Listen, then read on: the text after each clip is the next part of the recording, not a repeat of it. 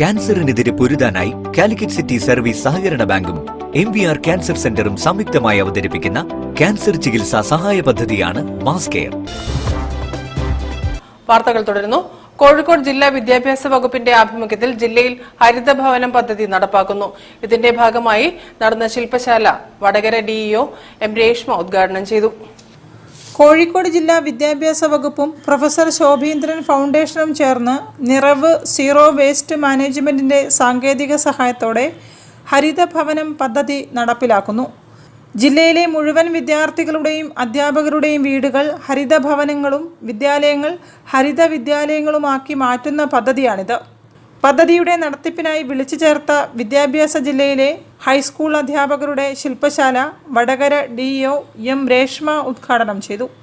എല്ലാ നല്ല കാര്യങ്ങളും വീട്ടിൽ നിന്നാണ് ആരംഭിക്കുന്നതെന്നും മാലിന്യ നിർമ്മാർജ്ജനത്തിൻ്റെ ഈ പൊതുപാഠവും വീടുകളിൽ നിന്നും തന്നെ ആരംഭിക്കട്ടെ എന്നും അവർ പറഞ്ഞു. നമുക്കറിയാം, ഏതൊരു നല്ല കാര്യവും നമ്മൾ ആരംഭിക്കേണ്ടത് നമ്മുടെ വീടുകളിൽ നിന്ന് തന്നെയാണ്. നമ്മുടെ ആദ്യ ഗുരു എന്ന് പറയുന്നത് നമുക്ക് അക്ഷരം പറഞ്ഞു തന്ന അമ്മ എന്ന് വിളിപ്പിച്ച നമ്മളെ പാരൻസ് തന്നെയാണ്. അതേപോലെ ആദ്യ വിദ്യാലയവും നമ്മളെ ഭവനങ്ങൾ തന്നെയാണ്.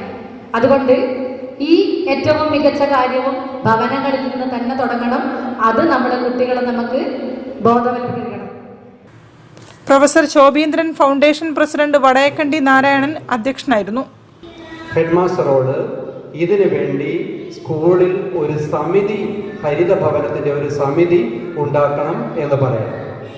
അതിൽ PTA president, chairman, headmaster, general convener, നിങ്ങൾ ഹരിതഭവനത്തിൻ്റെ സ്കൂൾ തല കോർഡിനേറ്റർ ആയിരിക്കുന്ന നിങ്ങൾ കൺവീനർ.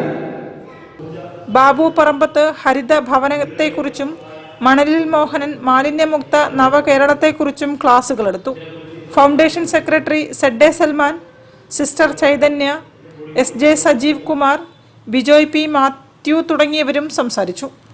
News bureau, Vadakara.